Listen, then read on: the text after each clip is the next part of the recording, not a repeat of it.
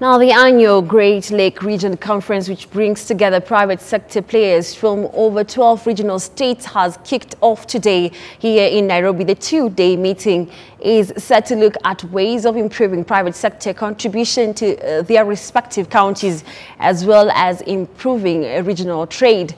Jimmy Bogo has such details.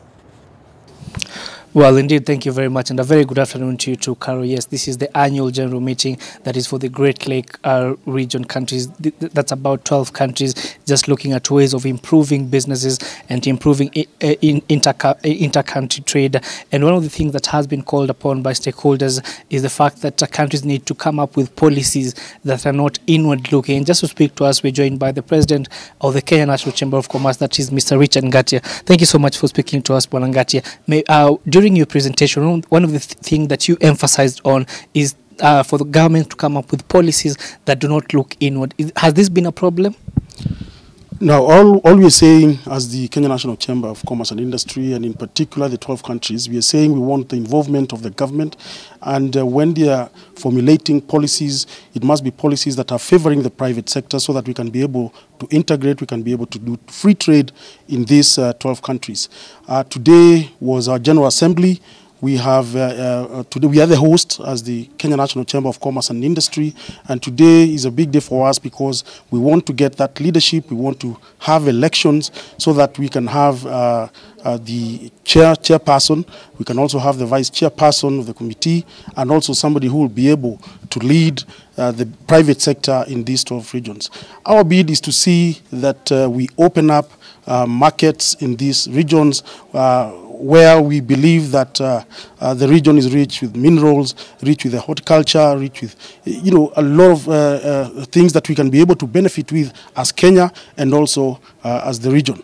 And we want also to say that we all know that poverty leads to all this instability in the region, and therefore we want to make sure that we trade, we develop as a country, economic development, so that the terms of insecurity then we can be able to eradicate. All right, now when you look at the 12 member countries, one of the common thing among the 12 countries is all these are frontier markets. How can trade therefore improve the state of these countries, improve let's say when it comes to political stability and job creation? If you look at globally, I think major companies are seen to be the ones actually leading in trade. But what we are saying is that there are a lot of opportunities in Africa at large, and particularly in the Great Lakes region. And therefore what we are saying, this will come a long way to make sure that we create, first of all, we create jobs. It will make sure that we sustain businesses for those startups, for also businesses that are looking for opportunities in these regions. And we can be able also to grow our African continent. In this great region, the population is about 400 million. You can imagine that kind of a population when you're integrating together. And therefore, I think there is a lot of opportunity for all of us to make sure that we do and trade together. All right, now there's also the issue of connectivity. When you look at air transport, when you look at the transport system, this has been a challenge for a very long time in Africa. How can we then, from where you stand right now, how can we address this, and what are some of the areas that really need to be connected to the other Great Lake regions? If you look at, for example, the LAPSET, I think, which is heading to Sudan, and those are the kind of things, the initiatives that we as a Great Region should take so that we are able to be connected. Number two, we should be able to have smart cities within this region so that we can be able to integrate, we can be able to connect, and we can be able to use the new technology so that it's easier for everybody to communicate to each other.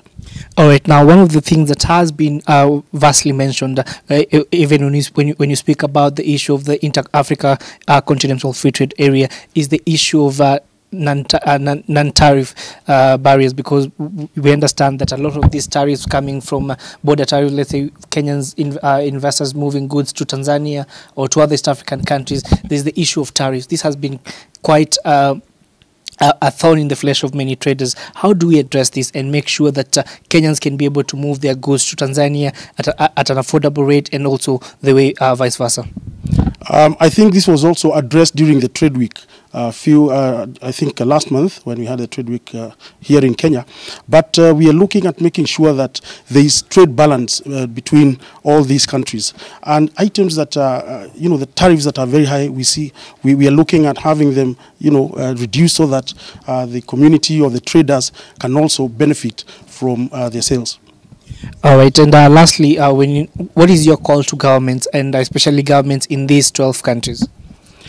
My call is to make sure that we promote peace in this region, and how you can promote peace is nothing else but through trade. And I think I'm calling on governments to support the private sector, to support the initiative from these discussions and deliberations that will come in today, and that way then we shall be able to have and open up markets in this region for everybody. Indeed, thank you so much, Mr. Ngache. We'll be looking forward to some of the resolutions that come out of this meeting. And Carol, that's all the time we've got from this, and we'll be giving you more details in our subsequent bulletins. But for now, back to you.